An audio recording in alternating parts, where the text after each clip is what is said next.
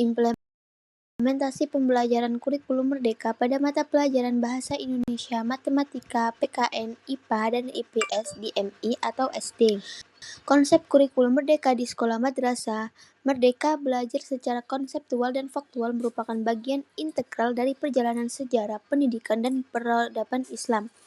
Implementasi merdeka belajar di masa kejayaan peradaban Islam tercermin pada banyaknya ulama dan ilmuwan yang multitalenta dan multidisiplin ilmu.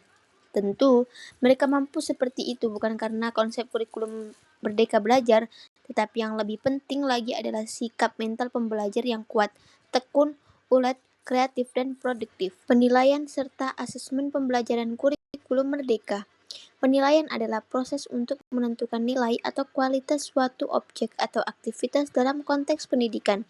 Penilaian adalah proses pengumpulan dan pengelolaan informasi untuk mengukur pencapaian hasil belajar peserta didik. Penilaian dilakukan secara menyeluruh dan berkelanjutan. Penilaian dapat dilakukan dengan menggunakan instrumen tes maupun non-tes. Asesmen memiliki peran penting dalam proses kegiatan belajar dan mengajar. Secara konseptual, asesmen diartikan sebagai suatu proses pengumpulan informasi tentang proses dan hasil belajar siswa guna mengambil keputusan berdasarkan kriteria dan pertimbangan tertentu. Yang pertama, asesmen paradigma baru. Yang kedua, paradigma asesmen. Yang ketiga, jenis, karakteristik, dan fungsi asesmen. Dan yang terakhir, asesmen diagnosis.